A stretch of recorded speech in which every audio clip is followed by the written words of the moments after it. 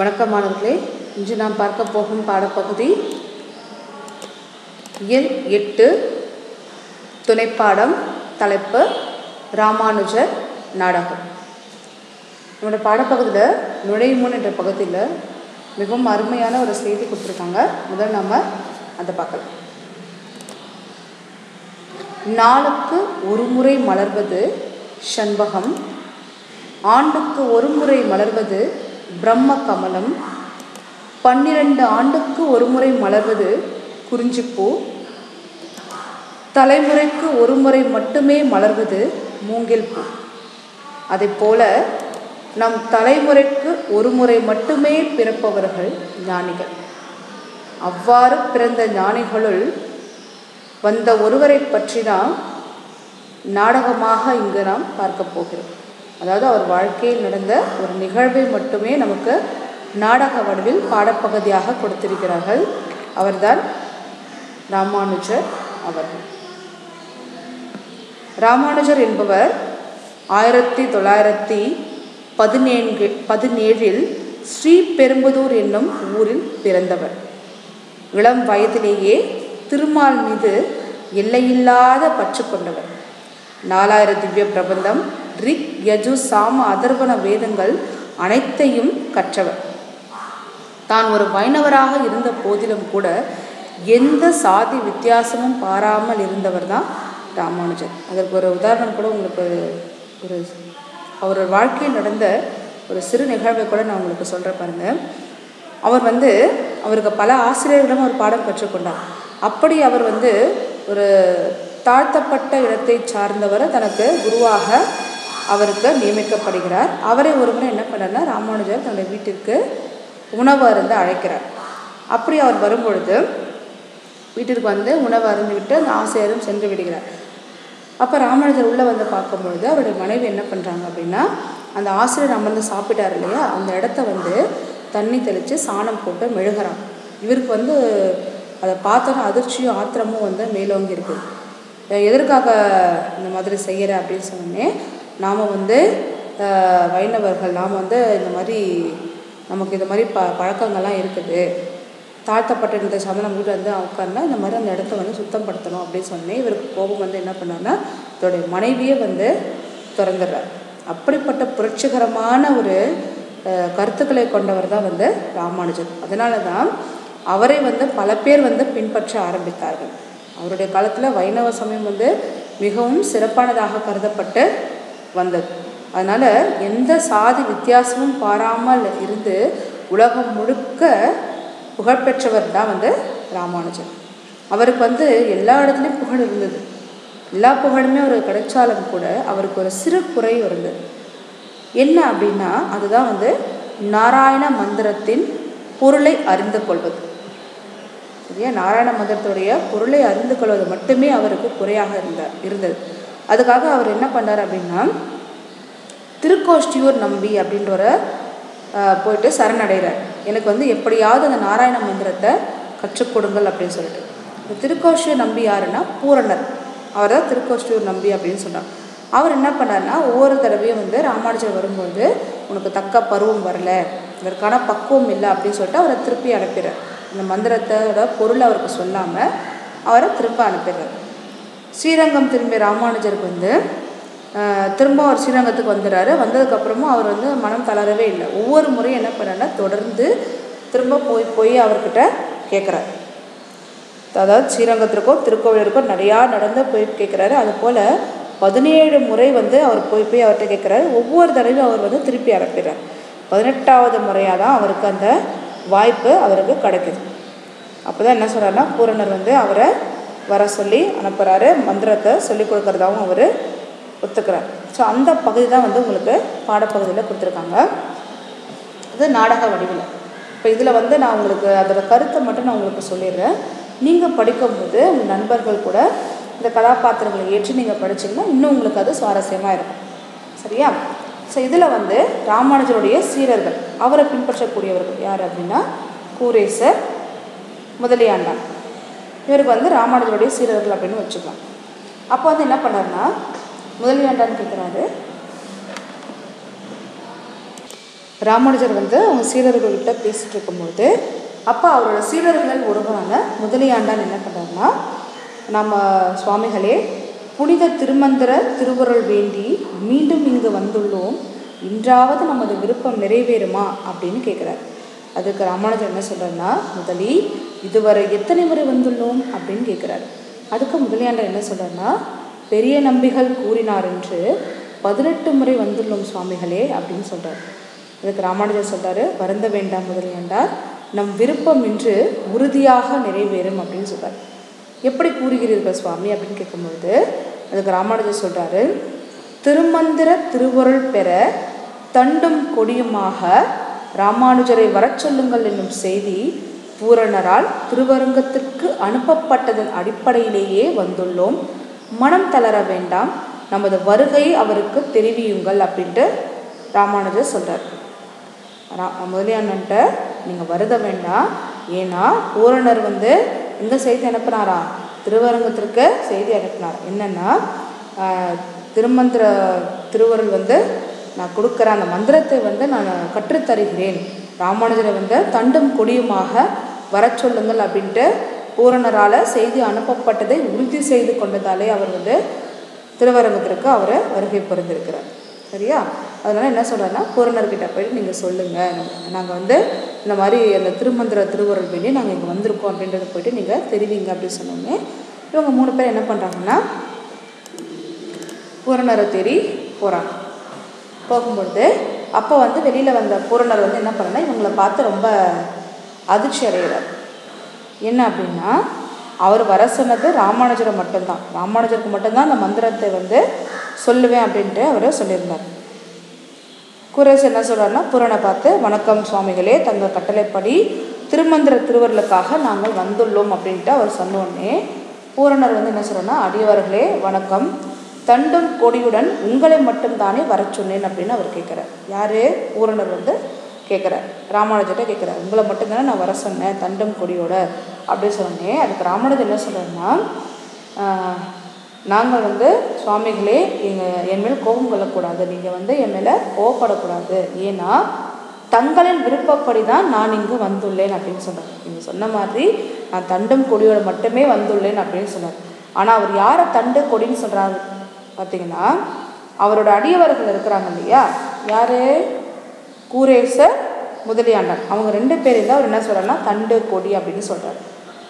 அதனால் நீங்கள் சொன்ன மாதிரி தான் நான் தண்டும் கொடியோடு வந்துள்ளேன் அப்படின்னு சொன்னேன். பூரணர் என்ன சொல்கிறாருன்னா, உடையவர்களே நான் கூறும் மந்திர மறைப்பொருள் திருவரங்கனின் திருவருளால் கிடைக்கப்பெற்றது. நான் இப்போ சொல்லக்கூடிய மந்திரத்தின் பொருளானது இறைவனால் எனக்கு அருளப்பட்டது.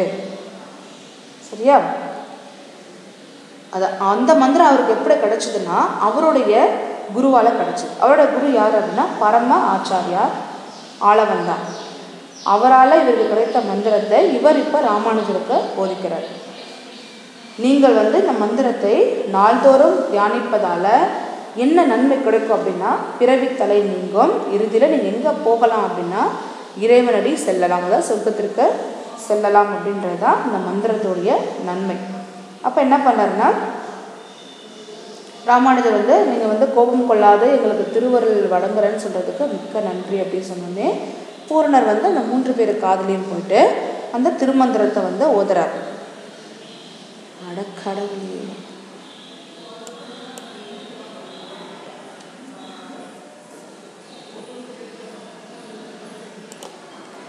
அவரோட காதலை சொல்லும்போது அவர் அதுக்கு முன்னாடி என்ன சொல்கிறாருன்னா, நான் கூறப்போவதை நன்றாக கவனியுங்கள், இந்த மந்திரத்தின் மறைப்பொருள் வந்து உங்கள் 3 மட்டுமே தெரிய வேண்டும், வேறு யாரிடமாவது இதை நீங்கள் கூறினீர்கள் என்றால் அது என்னுடைய கட்டளையை மீறியதாக இருக்கும். நான் சொல்ல போகிற மந்திரம் வந்து உங்கள் 3 பேருக்கு மட்டுமே உரியது, நீங்கள் அதை மீறி செய்யக்கூடாது. அப்படி நீங்கள் செய்வீங்கன்னா என்னுடைய பேச்சை, அதாவது என்னுடைய கட்டளை மீறி நீங்கள் செய்த ஒரு தவறு, அதற்கான தண்டனை உங்களுக்கு வந்து என்னென்னா நீங்கள் நரகத்திற்கு செல்வீர்கள் அப்படின்றதையும் அவர் அங்கே சொல்கிறார். சரியா? உடனே 3 பேரை ஒருத்தர் பார்த்துக்கிறாங்க. பார்த்துட்டு 3 பேரும் அமைதியாக இருக்கிறாங்க. உடனே என்ன பண்ணுறாருன்னா, பூரணர் வந்து ஆச்சாரிய நியமத்தை மீறிய பாவிகளாக நீங்கள் மாற மாட்டீர்கள் என்ற நம்பிக்கையோட நான் வந்து உங்களுக்கு இந்த மந்திரத்தை சொல்கிறேன் அப்படின்னு சொல்லிட்டு ஒவ்வொருவருடைய காதலையும் போயிட்டு இந்த மந்திரத்தை சொல்கிறாரு. அது என்னென்னா, திருமகளுடன் கூடிய நாராயணனின் திருப்பாதங்களை புகலிடமாக கொள்கிறேன், திருவுடன் சேர்ந்த நாராயணனை வணங்குகிறேன் என்று மந்திரங்களை வந்து அவர் மூவரின் காதுகளையும் அவர் சொல்கிறார். இந்த மந்திரத்தோட பலன் என்ன? பிறவி பயணம் அவங்களுக்கு நீங்கிடும், பிறவி தலையும் அவங்களுக்கு நீங்கிடும், அவங்க எங்கே போவாங்களாம்? சொர்க்கத்திற்கும் செல்வாங்க அப்படின்றது. உடனே உங்களுக்கு வந்து இறைவனோட திருவருளும் உங்களுக்கு கிடைக்கும் அப்படின்றது அந்த மந்திரத்தோடைய நன்மை. இதெல்லாம் கேட்டுக்கிட்ட ராமானுஜர் என்ன பண்ணுறாருன்னா, உடனே போயிட்டு மக்கள் எல்லாம் கூப்பிட்றாரு, எல்லாரும் வாங்க எல்லாரும் வாங்க, உங்களுக்கு வந்து இறைவனுடைய திருவடியை போய் செல்வதற்கான மந்திரத்தை நான் உங்களுக்கு கூறுகிறேன் அப்படின்னு அவர் சொல்கிறார். உடனே மக்கள் எல்லாமே என்ன பண்ணுறாங்கன்னா திரளாக வந்து கூடி வராங்க. உடனே பொதுமக்கள் வந்து ஒருத்தர் கேட்குறாரு, எங்கே போகிறீங்க எல்லாரும் அப்படின்னு கேட்கும்போது, உமக்கு தெரியாதா வைணவ சாமியார் ஒருத்தர் பிறவி பிணிகளை தீர்க்கக்கூடிய மந்திரத்தை சொல்ல போகிறாராம் அப்படின்னு சொல்லிட்டு பொதுமக்களில் ஒருத்தவங்க பேசிட்டு என்ன பண்ணுறாங்க, வாங்க நாமும் போகலாம்னு சொல்லிட்டு எல்லாரும் சேர்ந்து போகிறாங்க. போகும்பொழுது ராமானுஜர் என்ன பண்ணுறாருன்னா, கோவிலுடைய சுவரின் மேலே ஏறி நிற்கிறார். நின்றுட்டு கீழே யார் இருக்காருன்னா அவர் கூட வந்த அடியவர்கள் கூரேஸ்வரர் முதலியாண்டவர் நிற்கிறாங்க. இவர் என்ன பண்ணாருன்னா, அந்த கோவிலோட மதில் சுவரில் ஏறி நின்றுட்டு ரொம்ப சத்தமான குரல், உரத்த குரலில், பெரியோர்களே, பக்தியால் முக்திக்கு வழிகாண துடிப்பவர்களே, அருகில் வாருங்கள், அனைவரும் இன்னும் அருகில் வாருங்கள், கிடப்பதற்கரிய பிறவி பிணியை தீர்க்கும் அருமருந்தான திருமந்திரத்தை உங்களுக்கு கூறுகிறேன், அனைவரும் இணைந்து மந்திரத்தை சொல்லுங்கள் அப்படின்னு சொல்லிட்டு அந்த மதுஸ்வர் மீது ஏறி அவர் என்ன பண்ணுறாரு, அவருக்கு சொல்கிறார். உடனே வந்து இறைவனை நோக்கி அவர் வணங்குறாரு. எம்பெருமானே, நான் இன்று உளம் மகிழ்கிறேன், எனது எளிய மக்களுக்கு தங்களது பிறவி பிணியை தீர்க்கும் திருமந்திரத்தை கூறி அவர்களை திருவடிகளை புகழாக பெறச் செய்து விட்டேன் அப்படின்ட்டு என்ன சொல்கிறாரு. அந்த மதில் மேலே ஏறி அந்த மந்திரத்தையும் வந்து பொதுமக்களுக்கு எல்லாருக்கும் சொல்லிட்டாரு. இந்த மந்திரத்தை நீங்கள் தினமும் உச்சரிச்சிங்கன்னா நீங்கள் வந்து இறைவனுடைய திருவடியை போய் சேரலாம், உங்களுக்கு இந்த பிறவியில் இருக்கக்கூடிய பிணிகள் எல்லாமே நீங்கிடும் அப்படின்ட்டு இந்த மந்திரத்தை வந்து உரக்க அவர் சொல்லிடுறார். இதெல்லாம் அந்த சீடர்கள் என்ன பண்ணுறாங்க, கீழே இருந்து கேட்டுகிட்டே இருக்கிறாங்க. அதில் வந்து பூரணருடைய சீடர் என்ன சொல்கிறேன்னா, நீங்கள் வந்து பூரணருடைய வார்த்தையை வந்து மீறிட்டீங்க, இந்த குருவோட வார்த்தையை நீங்கள் மீறிட்டீங்க, இதெல்லாம் அவர் கேள்விப்பட்டனா ரொம்ப கோபம் அடைவார் அப்படின்னு சொல்லிட்டு சொல்கிறார். சொல்லிட்டு என்ன பண்ணேன்னா, ராமானுஜர் வந்து பூரணர்கிட்ட போகிறார்.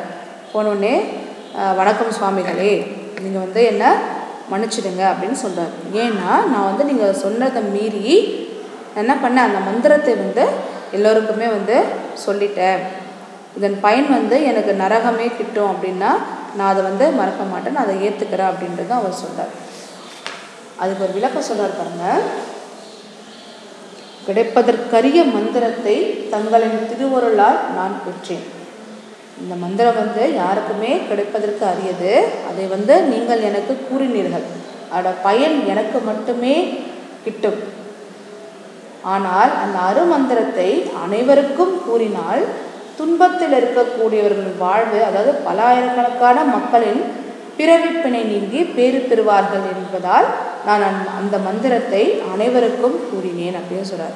இந்த மந்திரத்தின் பயன் வந்து எனக்கு மட்டுமே கிடைக்கக்கூடாது, துன்பத்திலே இருக்கக்கூடிய மக்கள் வந்து எப்படி இருக்காங்க, பல்லாயிரக்கணக்கான மக்கள் இருக்கிறாங்க, அந்த பல்லாயிரக்கணக்கான மக்களுடைய பிறவிப்பிணி நீங்க வேண்டும் அப்படின்ற ஒரு நோக்கத்தால் தான் நான் என்ன பண்ணேன்னா இந்த மந்திரத்தை வந்து எல்லாருக்குமே சொன்னேன். அதுக்கு தண்டனை எனக்கு நரகமே கிடைக்கும் அப்படின்னா அதை நான் வந்து நிம்மதியாக ஏற்றுக்கிறேன், ஏன்னா அவ்வளோ பேர் நல்லா இருக்கிறாங்க அப்படின்னும் போது எனக்கு அது வந்து சந்தோஷம்தான் அப்படின்னு சொல்லிட்டு அவர் சொல்கிறார். உடனே பூரணர் வந்து என்ன பண்ணார்னா, எம்பெருமானே, உங்களுக்கு இதுவரை பரந்த உள்ளம் இதுவரை எனக்கு இல்லாமல் போனது, உங்களுக்கு இருக்கக்கூடிய இந்த பரந்த மனம் இதுவரை எனக்கு இல்லை அப்படின்னு சொல்கிறார். சரியா? கடைசியாக அவர் வந்து ரொம்ப மகிழ்ச்சி அடைந்து அவர் என்ன சொல்கிறாருன்னா, என்னை வந்து நீங்கள் எம்பெருமான் என்னும் திருநாமம் என்றென்றும் உமக்கு நிலைத்திருக்கும் அப்படின்னு சொல்லிட்டு ராமானுஜரை வாழ்த்தி பூரணர் சொல்கிறார்.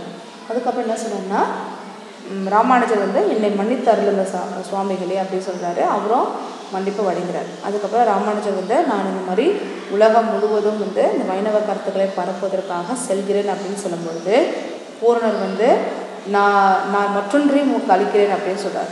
யாருன்னா பூரணருடைய மகனான சௌமிய நாராயணன் அவரே வந்து அவர்கிட்ட அடைக்கலமாக அளிக்கிறார். யார்கிட்டனா ராமானுஜர்கிட்ட வைணவ கொள்கைகளை பரப்புவதற்காக அனுப்புகிறார். சரியா? அதே மாதிரி இப்போ ராமானுஜர் கூட பூரணர், முதலியாண்டான் நம்பி, பூரேசர், அதுக்கப்புறம் பூரணருடைய மகன் இது எல்லாரும் விடைபெற்ற பூரணர்கிட்ட விடைபெற்று என்ன பண்ணுறாங்க, தேசாந்திரம் நோக்கி செல்கிறார். ஸோ இந்த ராமானுஜரோட வாழ்க்கைகள ஒரு சிறு நிகழ்ச்சி மட்டும்தான் நமக்கு பாடப்பகுதியில் கொடுத்துருக்காங்க. அதுவும் நாடக வடிவில் இருக்குது. நான் உங்களுக்கு அதில் கதை பகுதியை மட்டும் நான் உங்களுக்கு சொல்லிட்டேன். நீங்கள் மறுபடியும் என்ன பண்ணுங்கன்னா புத்தகத்தை எடுத்து முழுவதுமாக அந்த பாடப்பகுதியை நீங்கள் படித்து பாருங்கள். இப்போ நாடக வடிவில் இருந்ததால் உங்களுக்கு ஒரு நாடகமாக எழுத சொல்லி கொடுத்துருக்காங்க பாருங்கள். அதாவது குறிப்புகள் மட்டும் உங்களுக்கு கொடுத்துருக்காங்க.